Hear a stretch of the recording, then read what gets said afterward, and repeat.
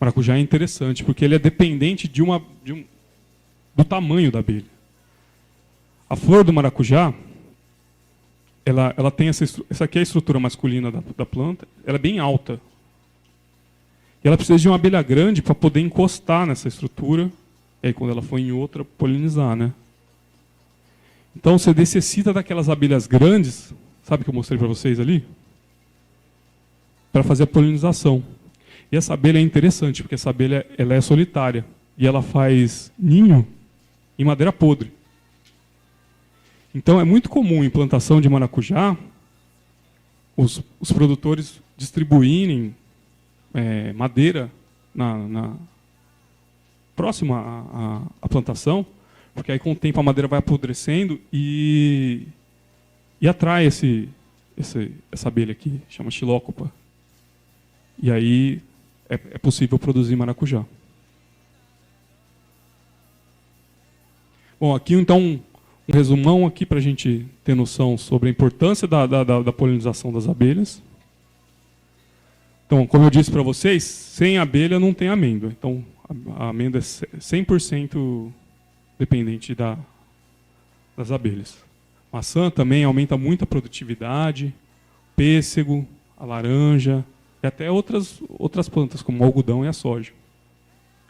Essa aqui é bem para ilustrar mesmo como seria uma feira com as abelhas existentes no mundo, se não existisse abelha.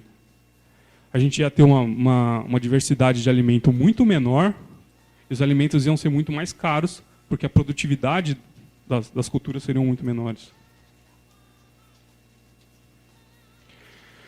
Bom, então a gente passou lá falando das abelhas, da relação com o homem, do que as abelhas são úteis hoje, e agora nós vamos chegar na parte do problema. As abelhas estão desaparecendo, estão morrendo. Desde 2006, é um fenômeno que acontece, que é pouco entendido ainda, mas que está assustando todo mundo. A gente tem um monte de notícias sobre isso. Então, as abelhas estão desaparecendo, isso é preocupante. E aí, então, os cientistas começaram a estudar esse fenômeno, né? E aí, alguns candidatos apareceram, causadores desse desaparecimento. Então, surgiu um alerta, né? Então, o desaparecimento das abelhas pode trazer, como a gente viu, graves consequências para o mercado de alimentação, né? E isso tem um impacto muito grande na gente. As principais ameaças, então. Pesticidas, principalmente os inseticidas. Alguém já foi a alguma plantação, planta alguma coisa aí? Vocês sabem como é que é, né? Um monte de planta igual, tem sempre as famosas pragas. Muitas vezes as pragas são insetos. E aí, para você colher, você precisa passar o famoso inseticida. Só que, qual que é o problema nessa relação? Porque as abelhas também são insetos. Então, elas também podem morrer com o inseticida. E, então, se a abelha estiver passando aqui, onde foi aplicado o inseticida, ela pode ter um problema grave, ela pode morrer por causa disso. Outro problema. Hoje em dia, os venenos já estão vindo na semente da planta. O que a gente chama de sistêmico. O que é sistêmico? Você planta uma semente com veneno, essa planta vai crescer e o veneno vai se espalhar pela planta. E qual que é o alimento da abelha?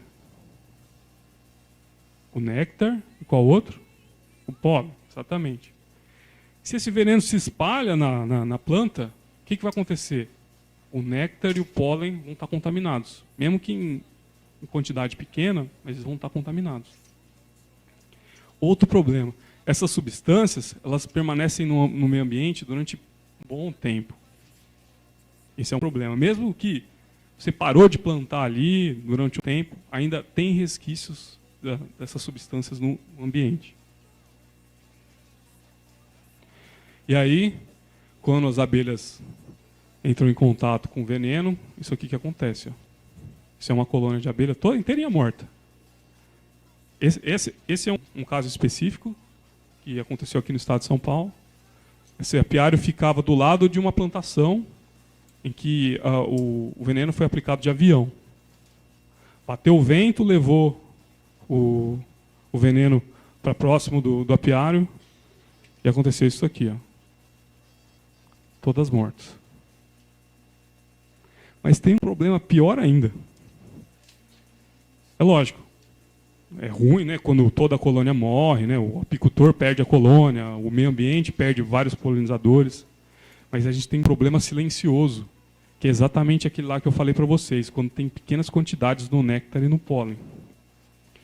Em pequenas doses, muitos desses inseticidas, o que eles podem fazer?